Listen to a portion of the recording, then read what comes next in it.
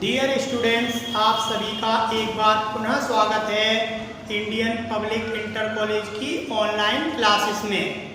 ध्यान दीजिए बेटा, आप आज का टॉपिक है आपका मेंडल की सफलता के कारण और मेंडल के नियम। इधर ध्यान देंगे आप।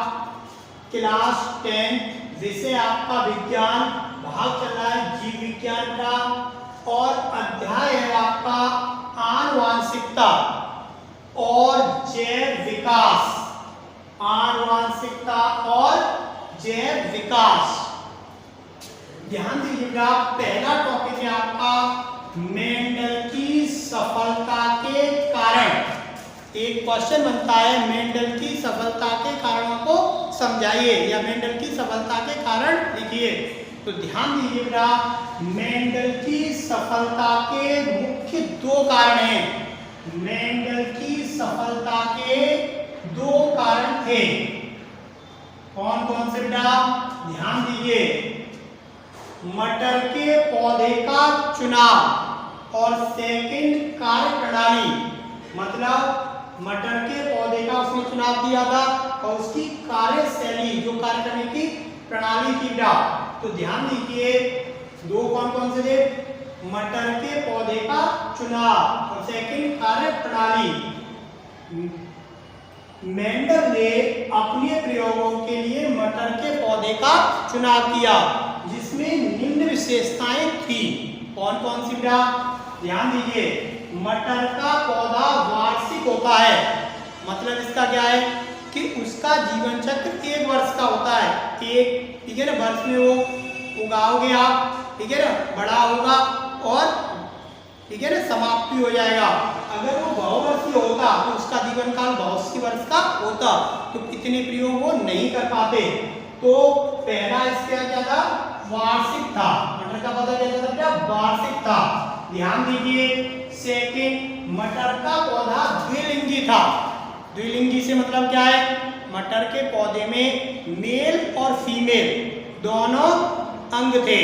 मेल फीमेल मतलब नर और मादा दोनों जन्मांग थे। ये क्लियर हो गया पॉइंट। अब तीसरे पॉइंट पे पहुंचता हूं। मटर के पौधे में 7, अंडरलाइन कर सकते हैं आप, 7 तुलनात्मक लक्षण थे। जो मटर का पौधा था उसमें 7 अलग अलग लक्षण थे और उसके विपरीत भी थे, ठीक है ना। तो 7 तुलनात्मक लक्षण थे। इधर देखिए, नंबर 4, इसमें कृत्रिम पर परागण संभव था। मतलब आप कृत्रिम विधियों से भी पर परागण कर सकते थे। तो इन विशेषताओं के कारण, ठीक है ना, मेंडल सफल हुए। दूसरा उनका कारण कार्य प्रणाली, ठीक है, कार्य करने का जो तरीका था उसके कारण। तो क्या था? तो नंबर 1, कार्य प्रणाली क्यों सफल थी उनकी? ध्यान दीजिए, मेंडल ने एक समय पर एक ही लक्षण का अध्ययन किया। मतलब इसका क्या है? उन्होंने एक प्रयोग में एक ही लक्षण का अध्ययन किया। जैसे लंबा और बौना लेना है, एक समय पर एक पे ही ध्यान देना है, यानी सभी लक्षणों को एक बार में अध्ययन कर रहे हैं। तो मेंडल ने एक समय पर एक ही लक्षण का अध्ययन किया। अब सेकंड, मेंडल ने अपने प्रयोग F1 पहली पीढ़ी को कहते हैं, F2 दूसरी पीढ़ी व F3 कई पीढ़ियों तक किए। मतलब ऐसा नहीं है प्रयोग करके पहली पीढ़ी तक छोड़ दिया हो, ठीक है ना, उन्होंने अपने प्रयोग कई पीढ़ियों तक किए। दूसरा इसका क्या था? मेंडल ने अपने प्रयोग F1 F2 F3 कई पीढ़ियों तक किए। तो ये दो उसकी सफलता के कारण थे। क्लियर? अब आपका अगला टॉपिक है जो विशेष है बेटा, मेंडल के नियम। मेंडल के नियम। तो ध्यान दीजिए, मेंडल के 3 नियम थे। ध्यान दीजिए, नाम तुम्हें याद रखने, कभी कभी आया था मेंडल के 3 नियमों को लिखिए। तो नियम आपको पता होने चाहिए। प्रभाविता का नियम, सेकंड पृथक्करण या युग्मकों की शुद्धता का नियम। युग्मकों की शुद्धता का नियम पृथक्करण का नियम भी कहते हैं और युग्मकों की शुद्धता का नियम भी कहते हैं। जब मैं इसे पढ़ाऊंगा तो बताऊंगा आपको किसी युग्मकों की शुद्धता का नियम क्यों कहते हैं। और तीसरा था स्वतंत्र अपव्ययन का नियम।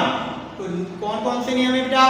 पहला प्रभाविता का नियम, दूसरा पृथक्करण या युग्मों की सदृढ़ता का नियम और तीसरा स्वतंत्र अपवहन का नियम। अब ध्यान दीजिए, हम अगला टॉपिक है आपका पहला नियम पढ़ते हैं बेटा, प्रभाविता का नियम। ये भी काफी आता रहता है, छोटे क्वेश्चनों में बहुत प्रसिद्ध है। Law of dominance, law of dominance, प्रभाविता का नियम। पहले नियम को बोल देता हूं मैं आपके लिए, फिर समझाऊंगा उदाहरण से। इस नियम के अनुसार जब परस्पर विपरीत लक्षणों वाले पौधों के बीच संकरण कराया जाता है तो पहली पीढ़ी में एक लक्षण प्रदर्शित होता है या कह सकते हो दिखाई देता है, जिसे हम प्रभावी लक्षण कहते हैं। ये डेफिनेशन प्रभावी लक्षण की भी आ गई आपको, क्या कहते हैं, प्रभावी लक्षण कहते हैं। और दूसरा लक्षण प्रदर्शित नहीं होता, जो प्रदर्शित नहीं होता उसे हम क्या कहते हैं, अप्रभावी लक्षण कहते हैं। कौन सा कहते हैं, अप्रभावी। तो आपके लिए क्वेश्चन बनता है प्रभावी व अप्रभावी लक्षण को समझाइए, तो उसका भी जवाब इसमें लिखा हुआ है। और यह नियम प्रभाविता का नियम कहलाता है। जैसे उदाहरण के लिए उन्हीं का मेंडल ने उपयोग किया है, उसी का ले लिया मैंने, लंबा पौधा और बौना पौधा का, ठीक है ना।